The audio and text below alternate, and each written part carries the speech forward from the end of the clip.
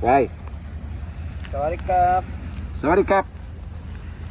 Okay, for 2 minutes, enumerate and explain the vital points of the body. There are 5 vital points of the body, which are first, nerve endings, breathing, muscles, joints, and skin. For nerve endings, it composed of many category, but I will only amplify or say some of it.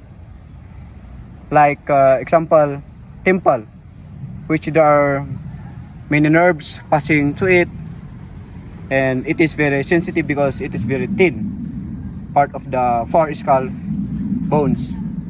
Next, eyes, which is responsible for sense of sight and control balance.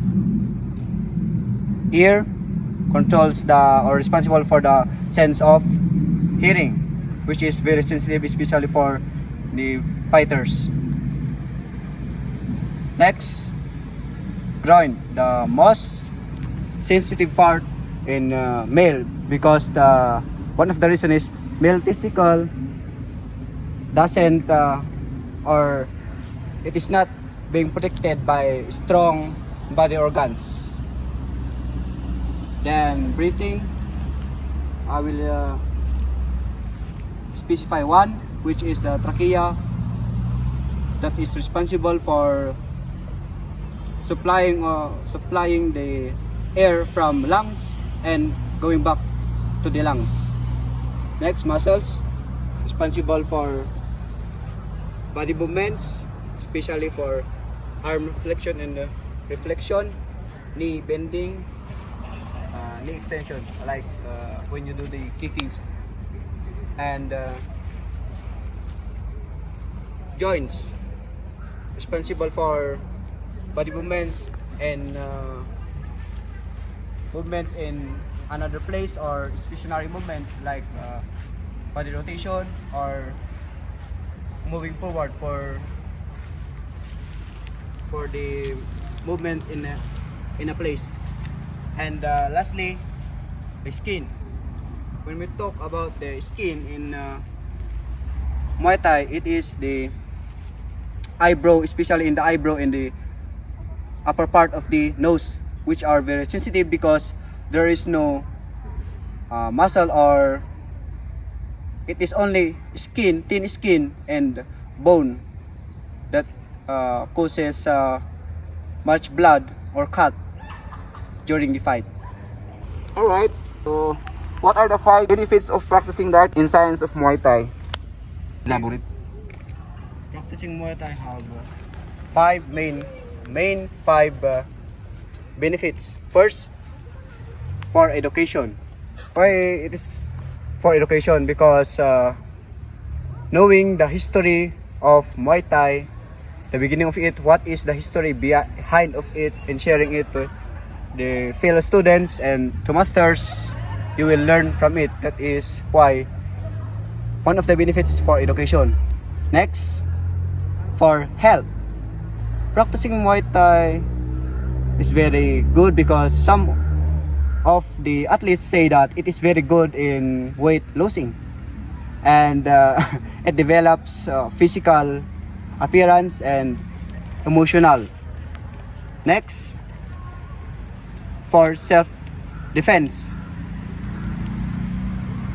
When we say self-defense, we need also self-respect, that you use it to protect yourself from bad people, and using it in the right time and the right place.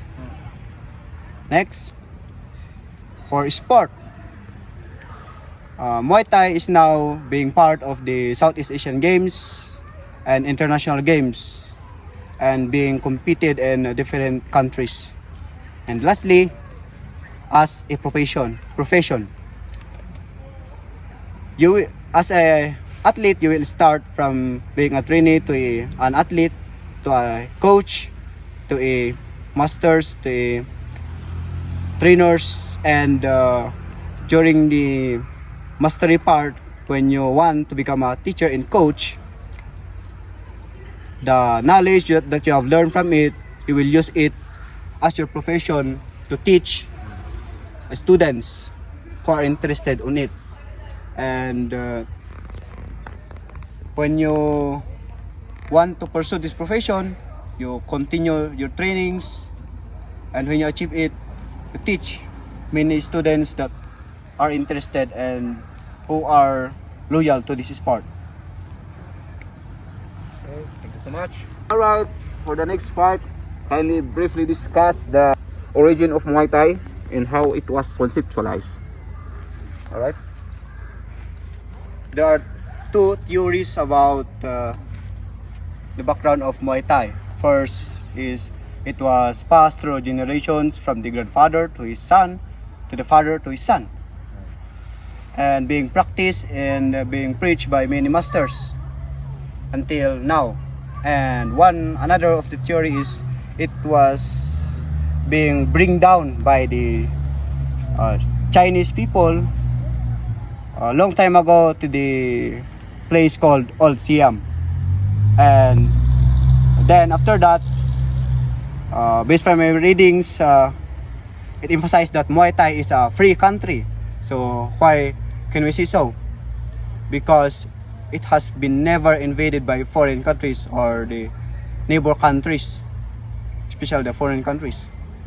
Because they are very proud to say that they use Muay Thai to protect them and to save their land. And during the war times, they use their farming and fishing tools as a weapon. And they wrote a manual about it called Chupasat. After that, they make movements, practice. Every warriors practice.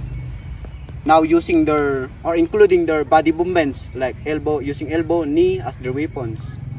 So they use their body as their weapons. And they wrote again another manual about it called Nawawut.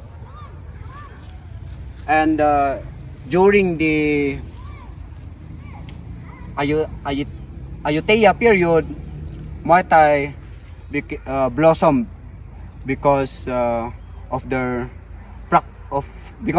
warriors and the soldiers practicing it and teaching it to their fellow companies to protect and fight for their land. Then during the peacetime, they used Muay Thai as a competition, or it became a sport during festivals. For the last part, kindly cite 5 values from the oath of Muay Thai and then relate it in your life or to your life rather. Okay? First term is respect others. When you respect others, especially your family, friends, mentors, trainers, and fellow athletes, it shows that you respect yourself and you respect the art that you are doing. And another, loyal. Be loyal to what you practice, to what you preach. Don't when they ask about it, you should be proud of it, to say that this is my sport, this is what I love to do, and this is what I want to be a profession in the future. And next, be true. Be true to yourself. Do your best. Do what you can, and don't use lie terms, or don't use lazy terms for you not to achieve what you want to achieve in your life. Be true.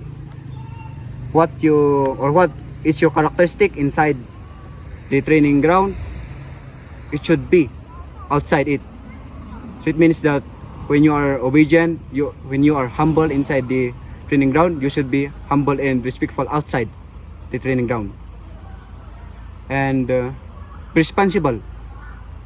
Be responsible on what you do. Don't just practice it without nothing, for just fun, for just let's say for you to show to your friends that you are this kind of person, you know about this martial art. No, you should be true to yourself that if you can do it, you can. Just do your part. And next, be responsible. Be responsible on what you are doing. If you want to achieve that goal, you should do your part also. It means that when you want to improve some art of Muay Thai, you need to practice it. Practice and practice until you perfect. That's why they say that practicing and practicing is one way to perfect one move in martial arts. That's all. Alright, thank you.